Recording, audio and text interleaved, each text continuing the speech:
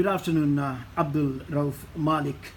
It's nice to come and see the difference in this historic place, the Easton Jamia Masjid or the Easton Jamia Mosque, one of the pioneering Islamic centers in Bristol. It's 4 years now, and I'm surprised it's 4 years. Time really flies since you took chair of this Easton Jamia Mosque. You started with the renovations or the refurbishments of the morgue that was literally, and I'll be very honest, unacceptable. The standard was totally unacceptable. You changed it, and it is a state-of-art morgue for the Muslim community. And then you decided to do a renovation of this mosque. And when I spoke to you about 15-20 months ago, and I looked at the place and I looked at you, I just kept it to myself and I said, is there really going to be a change? Because this is, you know, it's an already made up complex. How much change will come? I walk in here today and I am surprised. It's if I put it in simple English, the kind of words I like to use is a wow factor. What has inspired you to take upon this magnitude of renovations? After 30 years, the mosque has just been there, and there have just been one or two, maybe paint job here, maybe a little decoration on one side, and you have sat down quietly. You knew what you're doing up your mind. You knew what you wanted as the end product, and we are seeing the end product. How do you feel? Bismillah ar-Rahman ar-Rahim. Brother Abdul Haq, thank you for taking the time to interview me on this subject. As always, we appreciate your wonderful reporting in the community. And truthfully, brothers like yourself has inspired this project. For many, many years, Easton Jamia Masjid was an old church building that was facilitating the community as best as it could. So, you know, we have to say that. We have to acknowledge the work of our elders in establishing this place of worship for us. But obviously I would say there's a capacity or capability issue. And as the young generation has evolved, things needed to change. And, you know, 4 years ago when I was given the task of chairing this mosque, it was for a reason. And the reason was that this establishment was suffering, I would say, from lack of leadership. So people don't have time to do voluntary service nowadays, and this is all voluntary, as you know. None of us get paid for this job, and really it's been an honor and a privilege to be able to deliver what I've delivered here with the support of the management committee and the congregation. I mean, the congregation has been very, very, very generous in the way that they have given. And they only give.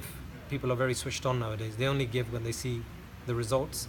And as this project has evolved, people have given more and more.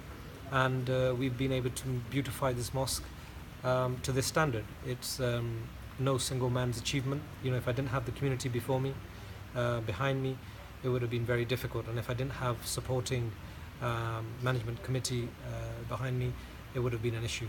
So I thank the community, I thank the elders for giving me this opportunity, and I truthfully am honoured that this project has turned out the way it has. No man on this planet could have designed or projected or thought about the outcome, because this project was, as you know, it was a 200-year-old project.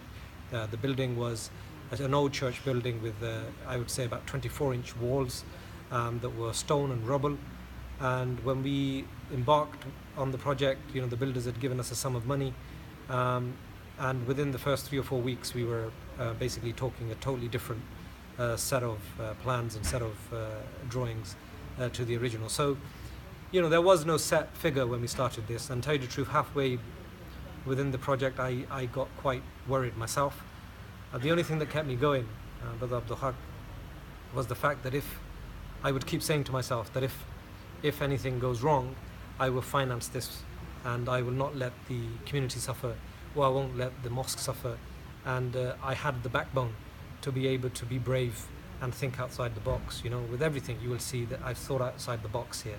We've you know, the decor, whether it be the arches on the wall or be the dome on the top or the fascia, you know, that we've done in the geometric design. You know, the whole lot has just been thinking outside the box, not the typical masjid scenery that we see across the country. Yeah, you said something very interesting, the dome at the top. Because now, wherever you are, even people who didn't know there was a mosque here, I mean the non-Muslims, they now know there's a mosque here. What has the response been of the greater community around here on the mosque taking this shape?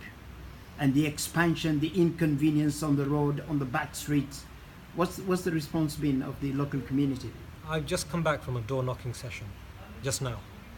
And we were out gauging the interest of the community, finding out what went right and what went wrong, was there anything that they needed from us. And every person that I found home was positive about the project. And they were complimenting us for the work that we've done, the way that we've delivered it, and the fact that the mosque is so beautiful. I think I can't ask for much more. People have been very engaged in the whole process, whether it was planning, you know, people put in their comments. We had a national campaign to try and stop this project, and the locals jumped in and they made the project happen. So as far as I'm concerned, we've been inundated and we've been very honoured to be sitting in this community that has supported, it's a role model community that supported us to develop this mosque the way we have. It hasn't been smooth sailing. You know, this project, we had many obstacles. We overrun on many deadlines. But the truth is that supporting congregation, the supporting elders, and the supporting local neighborhood has made this project happen. As I said, no single man could have achieved what I've achieved without the support of these stakeholders. And when I think back over the year and I look through, I run through the photographs, because that's the only way you can recapture it. I'm just, I get a very heavy heart and swollen throat. You know, I feel like crying because it's been such a task, and yet today sit here in a beautiful mosque, and everybody will just see the paint and they will see the fans and the lovely dome. Nobody will know what I've been through, what the mosque management has been through to achieve where we've got today. You're a successful businessman with your franchise Park Butchers, which needs you by the day, by the minute, with having 5 or 6 branches, including one in South Wales. How have you coped? Has your business been affected? Because literally every time you drove past this street, this is St. Mark's Road. It happens to be one of the ethnic streets in Bristol. So one way or the other, in the 7 days of the week, at least 2 or 3 days, most of us drive through here, either to go to the shops or to come to the mosque or to see clients and businesses. How has your business been affected by you personally being stationed on this project on the site? You know, there's certain breeds of trades, and they have certain stereotypes tagged on them. The building trade is one that has one of the worst reputations. The builders, if they're making money, they will stay, and as soon as they start losing money, they will run. And this was a community project, and you can imagine that if we were not careful with the way that we dealt with people or the way that we financed this project, we could have been in a huge problem. Believe it or not, from the first day that we started this project, we had the same builders team. Up to now, we've had the same builders team in this project. Yeah. And I know everybody by first name. Everybody knows me by first name. I've been to people's birthday parties. They've been to my homes. You know, we treated it as a family affair in here. And nobody was in here to scam anybody. People make money. This is their livelihood. The builders have to make money. But you know, the amount of service people have given to this place. This place was running as a masjid, as a madrasa, as a place to have a funeral. Throughout this project, 5 times a day prayer. And these builders, they would be sweeping up on a Friday morning and clearing everything up, ready for Jummah. the same with the elders. They would be here no matter what the atmosphere. They would be sitting here and praying. As I said, this is not a one-man. If these people didn't do their part of it, Abdul Haq, me staying here on a daily basis wouldn't mean anything. I stayed here because I was encouraged by these people that they wanted a brilliant building. The elders, they wanted to see something different. But my builders and the people, the team that I had here that was redeveloping this project, I mean, they were wonderful, and I wanted to be here. The question here, Abdul, is, was your private business affected by your managing this project? Look, if you start thinking about what you've lost and what you've gained, then it's not worth it. If I start to talk about the amount that I've lost, I think that it would not be fair for me to think that I would get any reward from the amount that I've lost. So I would rather that we don't talk about what I've lost. I think what we've gained here is a huge amount of friendships from local tradesmen. We've gained a huge mosque that's going to be servicing the next generation of Muslims. We've gained a huge respect from the congregation and from the funders of this project. And I think that's key for me. Yeah, but the business has been affected because you are the managing director.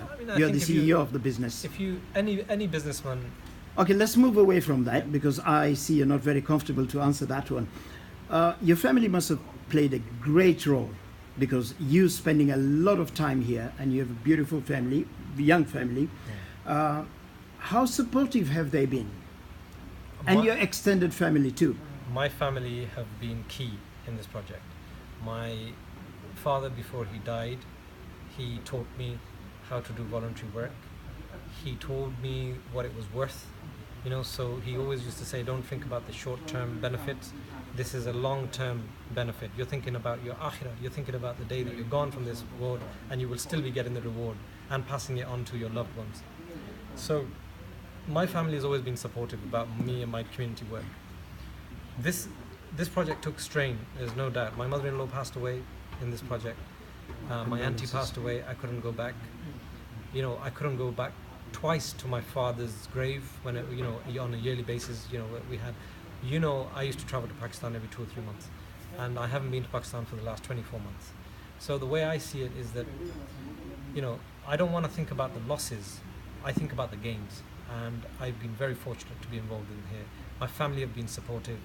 It's got to a point now that if this project didn't finish, it could potentially become a problem at home. So alhamdulillah, Allah is the best of planners, and this is now finishing. The project is at its end. The rest of the project will involve the redevelopment. Phase 2 is the redevelopment of the women's wudu area.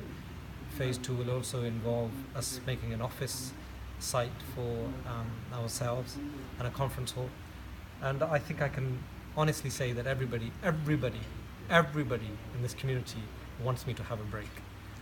Yes, we also want you to have a break. Yeah, you have already taken away the question I was going to ask you. Where do you take this project? What level do you take the project to after on completion, which is almost there? You have a soft opening, or is it an open day on Thursday, the 22nd of June? Just brief us about that. So 22nd of June, we, as you know, every year there was a Eid festival that happens on St. Mark's Road for the last 3 or 4 years. Yeah. We've been part of it. You've been part of that as well. Yeah. So I had an idea that I discussed with Councillor Shah and Mohammed Al Sharif, that why not this year we have a mosque open day and have a iftar, gathering of the wider community.